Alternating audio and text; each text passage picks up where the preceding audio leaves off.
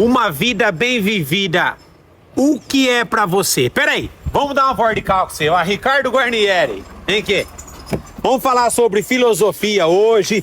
Vamos falar sobre educação com o Ricardo Guarnieri. Homem polêmico. O que é uma vida bem vivida pra você? Bom dia, Eliezer. Bom dia. Erga o vidro aí. Bom dia. Vamos lá, hein? Você conseguiu me Abaixa pegar o som aqui, só, hein? fazendo um favor. Conseguiu me pegar aqui, hein? Consegui no pulo! O que é uma vida bem vivida? Uma vida bem vivida é acordar bem, cara. Se você acordar bem, sem dor, você já tá vivendo uma vida bem vivida. Qual é a diferença entre ter conhecimento e realmente ter sabedoria? Conhecimento, cara, é aquilo que você vai em busca, né? Então, por exemplo, todos nós somos ignorantes. Ignorante? Todos quê? nós. Porque a gente, o que a palavra ignorante quer dizer? Você é? não conhece algo, você ignora algo. Ah, você ignora. Então, quando você, o que é o conhecimento? Você vai em busca daquilo que você ignora, daquilo que você não conhece. Então você vai fazer, sei lá, uma faculdade, né? A escola prepara mais para uma profissão ou para a vida, meu querido? Mas vamos lá, eu quero responder aquela primeira Eu não deixo, pergunta. né? Deixa eu falar daquela pergunta. Desculpa, negócio Silvio Santos, ah. Aí a ignorância é isso. Então você vai em busca de um conhecimento para conhecer algo que você não sabe. Já a sabedoria, ela leva tempo. A sabedoria não precisa de faculdade, não precisa de livro, ela precisa de observação. É o tempo que vai dar isso para as pessoas, né? É claro que eu não vou determinar quanto tempo, mas também vai ser a capacidade de observar. Então a sabedoria ela tá acima do conhecimento. A escola prepara mais para uma profissão ou para a vida? Ela prepara para as duas coisas, né? A escola ela deveria necessariamente fazer você refletir e se preparar para ter uma vida melhor, com certeza. Ao mesmo tempo, ela também pode preparar você para uma profissão, se for uma escola técnica, alguma coisa do tipo, né? Na sua visão, qual é o maior desafio assim da educação nos dias de hoje? Cara, o maior desafio da educação é o dia que a gente tiver uma sociedade que de fato valoriza a educação, e para isso a gente não deveria ter a divisão entre escola pública e privada, devia ser só uma escola, como muitas nações fazem, né? Que são sérias. Tem bastantes que não existe isso aí? Por exemplo, nos países escandinavos, nórdicos, a educação é pública. Lá estuda o filho do lixeiro junto com o filho do empresário. Verdade? Na mesma escola.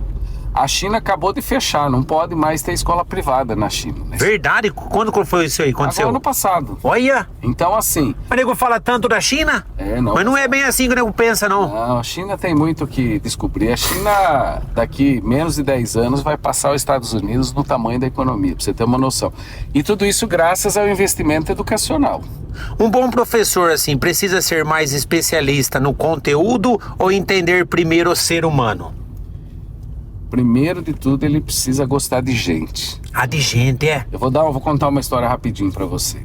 Eu brinco que existe uma diferença muito grande entre ser matemático e ser professor de matemática. É, Para conta ser aí. matemático, você precisa ser muito bom no conteúdo. Você precisa conhecer matemática. Mas você não precisa necessariamente ser bom professor.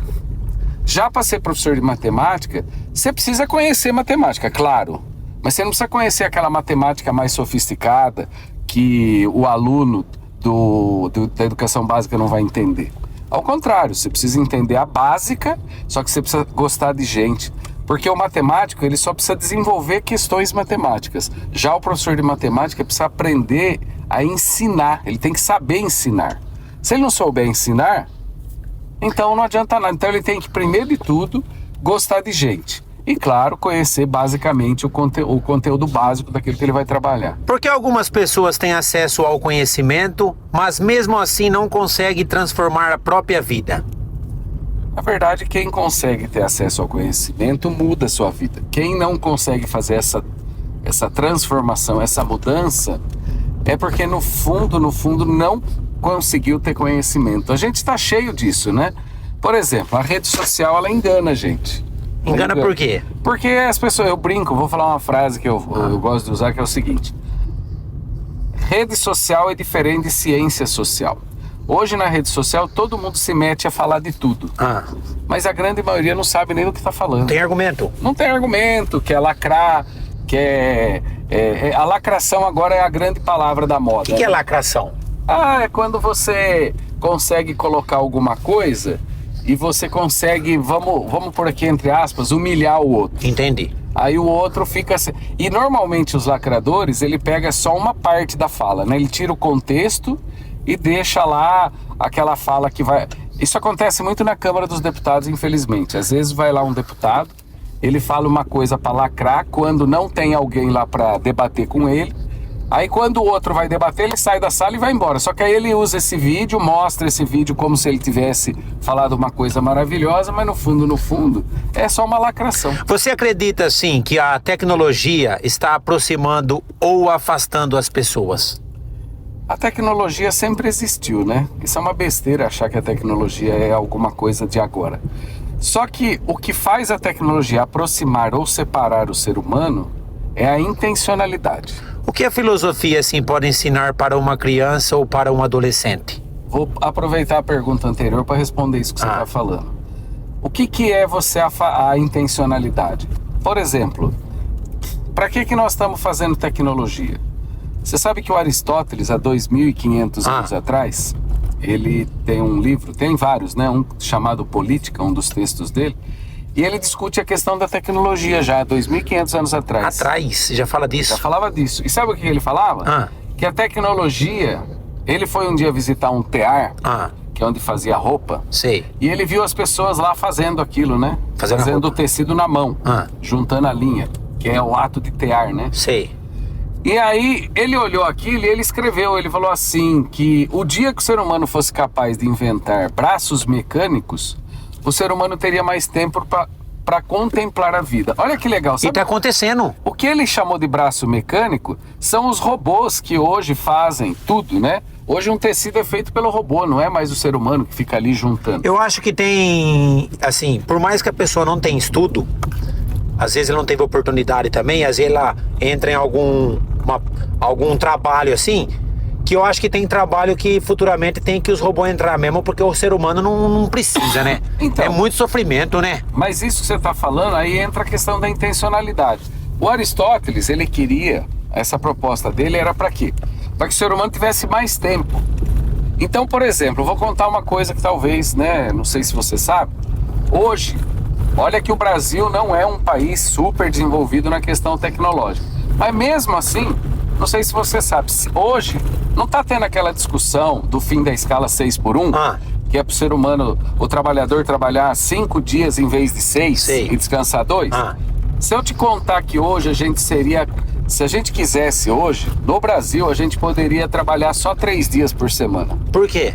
Porque a gente já tem tecnologia. Para isso? Os robôs poderiam fazer a maior parte.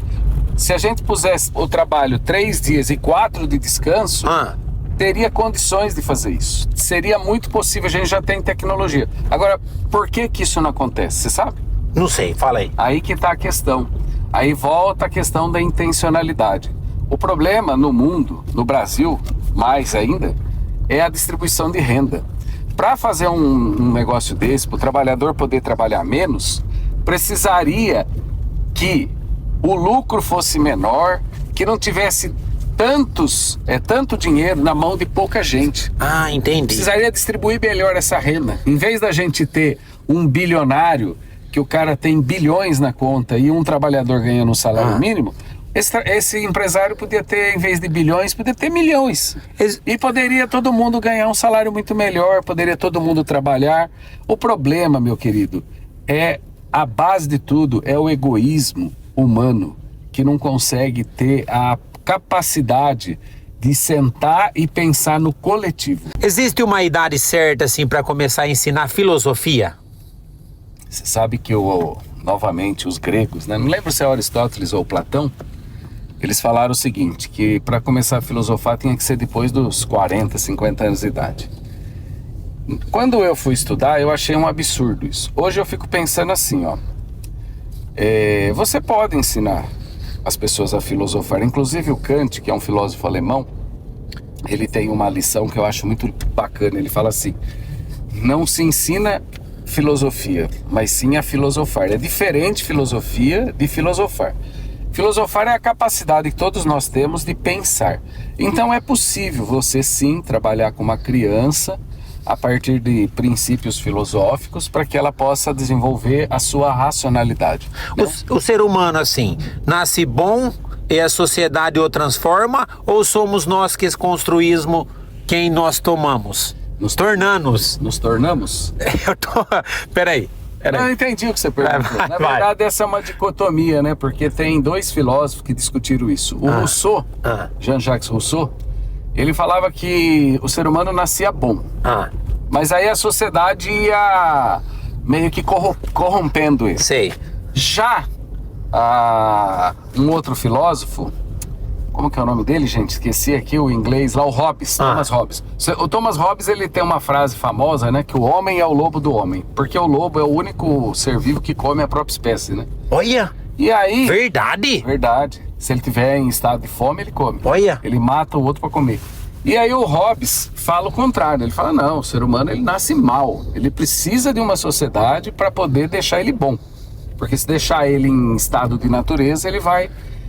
Eu particularmente penso que nós nascemos dos dois jeitos, bom e mal. Todos nós somos as duas coisas. Inclusive o escritor Machado de Assis, que é um gênio da língua portuguesa, né, brasileiro, ele tem ele vai desenvolver a filosofia humanitas e ele vai falar disso, né? Nós somos seres bons e maus. Nós podemos fazer o bem, mas nós também podemos fazer o mal. Por isso que não existe... Você já ouviu falar cidadão de bem? Já ouvi falar. Já ouviu falar? Já. Isso é uma toperice, isso é uma burrice, né? Porque não existe cidadão de bem. Todo mundo é bom até que comete alguma coisa ruim. E para cometer uma coisa ruim... O cara pode ser bom 30 anos. Se ele fizer um dia, acabou os 30 anos bom dele. Então... Por que o ser humano esquece os 30 anos por causa de um dia? Ele não esquece. A vida é dinâmica. Sabe o que faz uma pessoa boa ficar má? Eu aprendi isso, inclusive, assistindo um filme que eu não me lembro o nome. O que faz? É boa mesmo essa pergunta, hein? É a seguinte: para uma pessoa que é boa ficar má, basta um dia ruim e uma oportunidade. Vou contar uma história rapidinho para você. Um dia chegou um policial lá na escola. Não sei se você vai lembrar, uns anos atrás, um cara... Só não fala nome. Entrou... um maluco entrou numa creche lá no sul. Sei. E matou 3 ou 4 crianças com uma machadinha, sei lá. E aí aquilo criou um pânico nas escolas, né? A polícia começou a ir mais para as escolas. Aí um policial um dia falou assim: tá vendo? O senhor não acha que o cidadão de bem tem que ter uma arma? Eu falei para ele: não. Por quê? Ele olhou para mim: como não? Eu falei: não.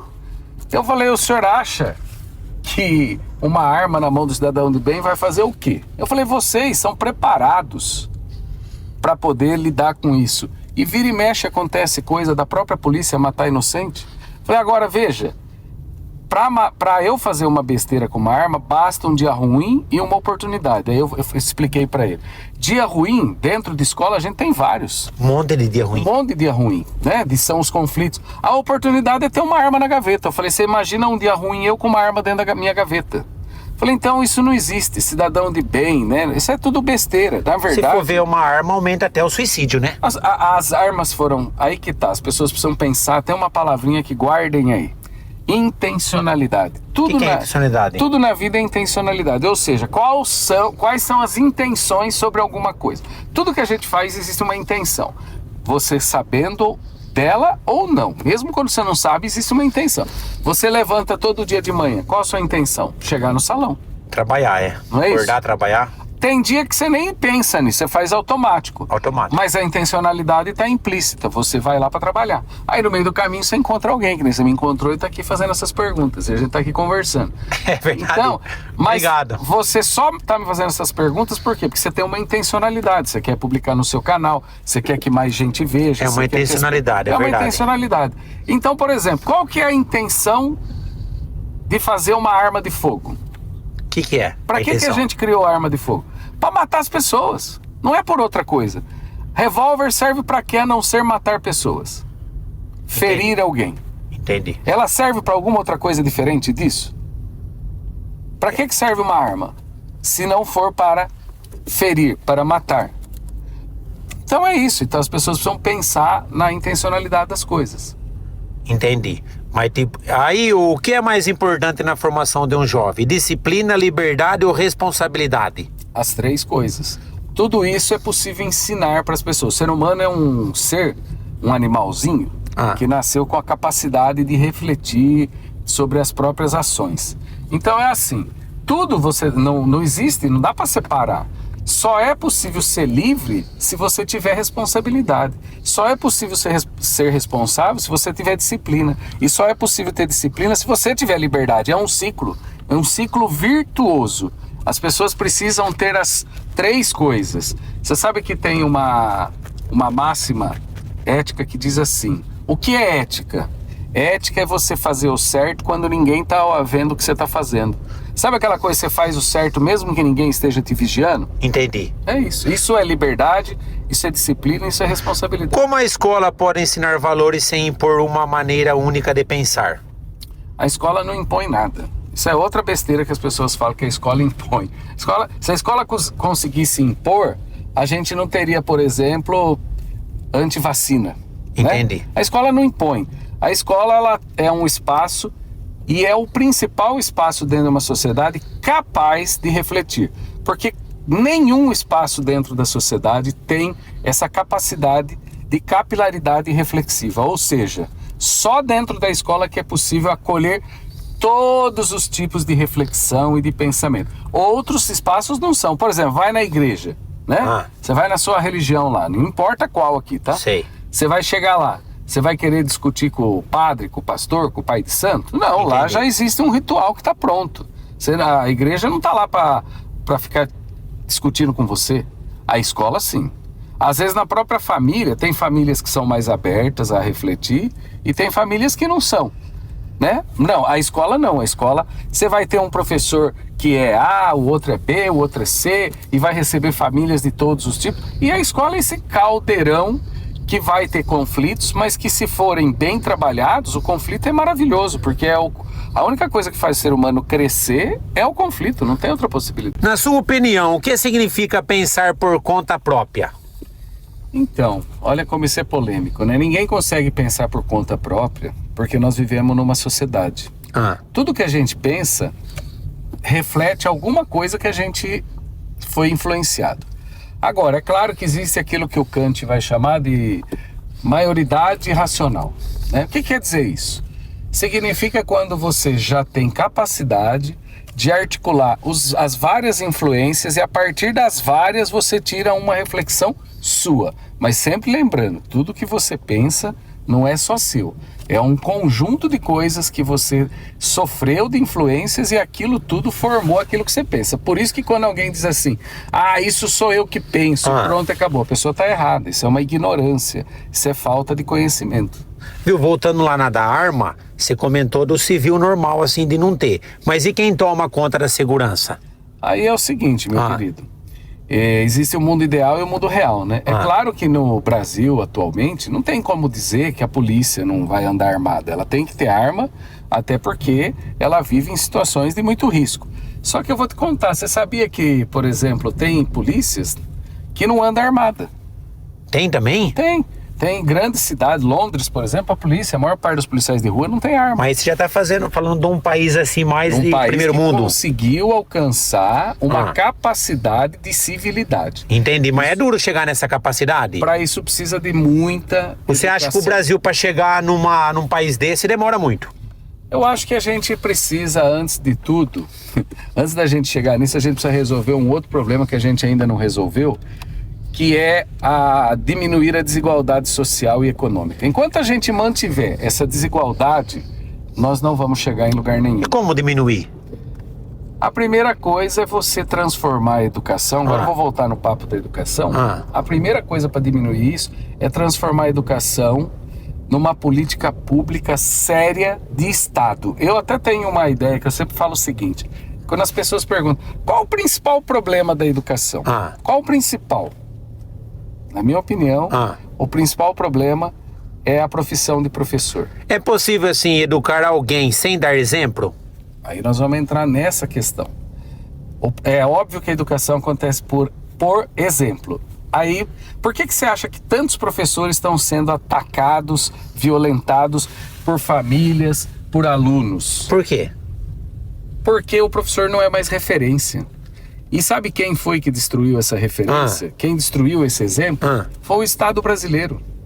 Foi o próprio Estado brasileiro que não teve capacidade de transformar a profissão de professor numa profissão séria, respeitada. Pra você ter uma ideia, Eliezer, não sei se você sabe, há mais ou menos uns 80, 70 anos atrás, o Poder Judiciário, que hoje é tão respeitado, anda todo mundo engravatado, ganha salários altíssimos, eles ameaçaram fazer uma greve, que eles queriam ganhar igual o professor, senão eles iam fazer greve. Hoje, um professor ganha menos que o auxílio moradia de um juiz. Nossa. Então, o que acontece? Se a gente não transformar a carreira do magistério numa carreira séria, numa carreira... E quando eu falo carreira séria, eu estou falando de salário e de respeitabilidade. É dessas duas coisas. E hoje, infelizmente, não existe essa seriedade por parte dos governos. E vou te falar outra coisa para finalizar essa parte do magistério.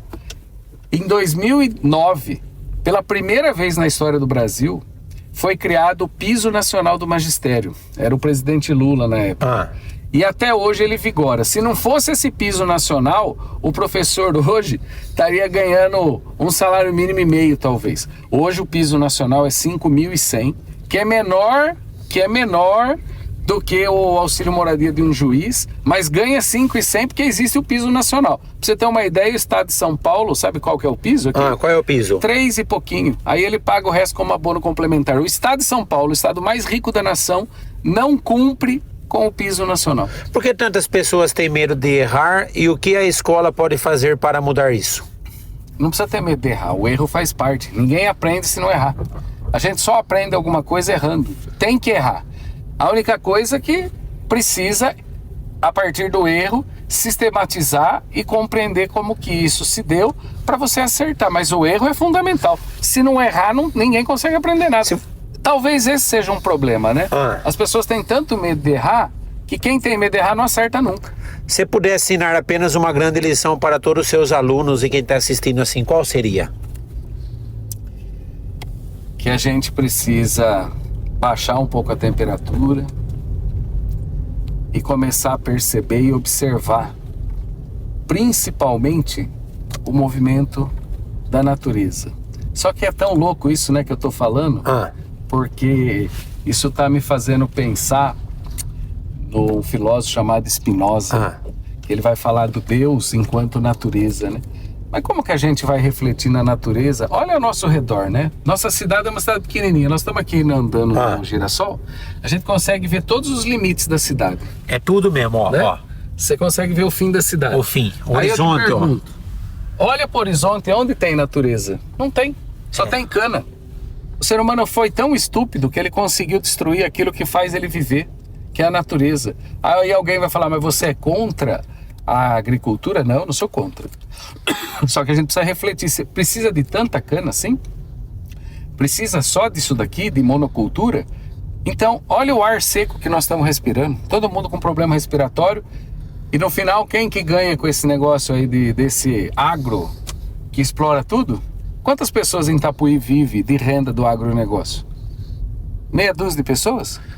O que você diria assim para um jovem que está perdido e não sabe o que quer da vida?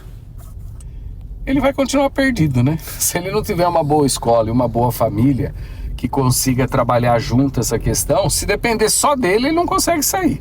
Ele precisa de escola, ele precisa de família, ele precisa de muito diálogo, porque não tem outro... O jovem em si, sozinho, não consegue. Fazer uma pergunta para você, na educação mesmo de uma criança. A família, pai e mãe, assim, a família e escola. A escola é quantos % na educação? A escola? E a família? E a família? Se eles trabalharem juntos, é o que vai formar esse jovem. Se depender só da família, não vai dar certo, porque a família sozinha não dá conta. Até porque a família, ela vive num contexto maior que a sociedade. Então essa besteira de estudar em casa, né? Isso é besteira.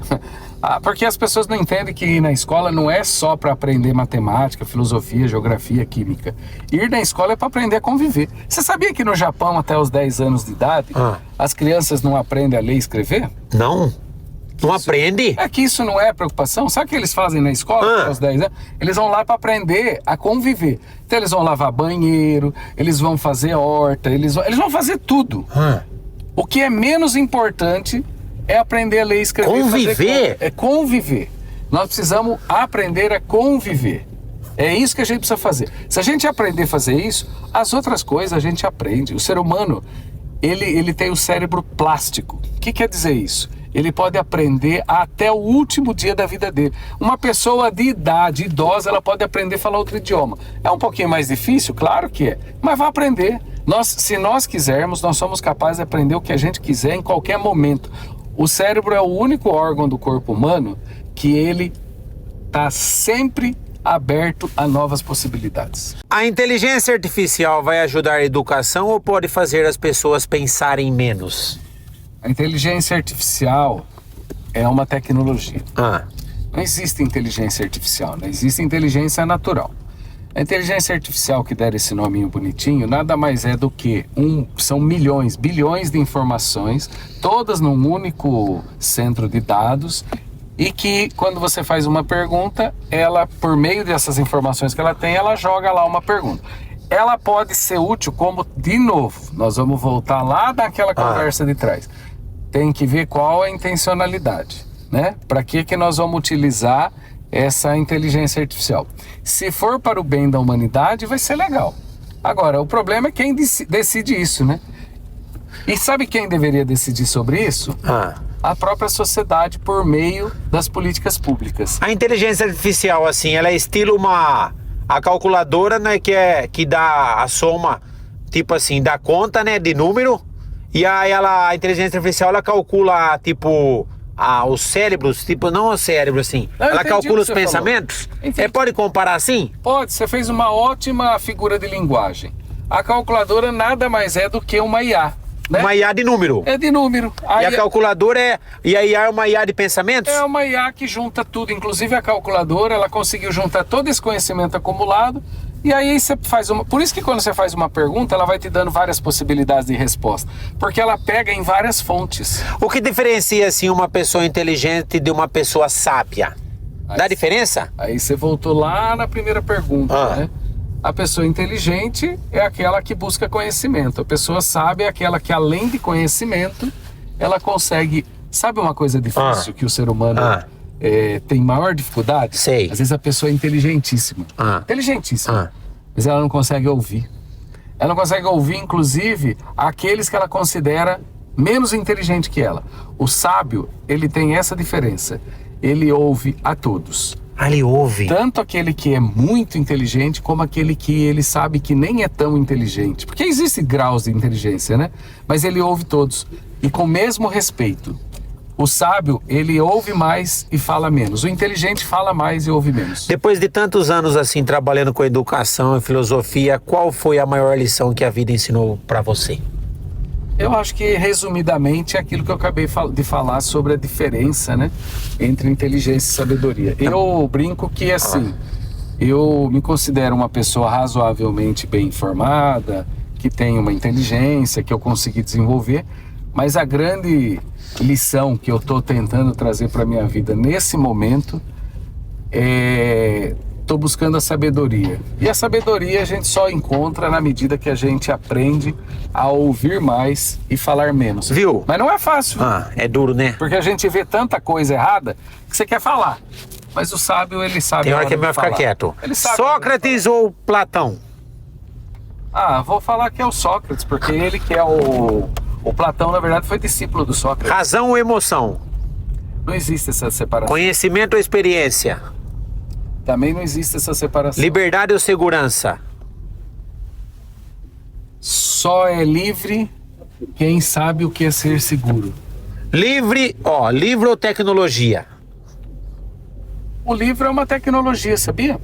Professor ou aluno, quem aprende mais? Os dois, segundo o nosso mestre Paulo Freire, um aprende com o outro. Perguntar ou responder? A pergunta sempre é melhor. Passado ou futuro?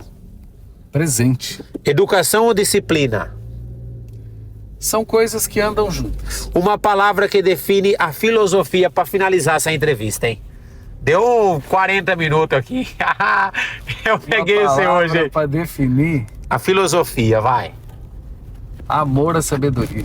Ô Ricardo, para quem viu aqui o vídeo inteiro, quem quiser seguir você na internet, pode falar aí. É só entrar lá no Minuto Político, né? Em todas as redes.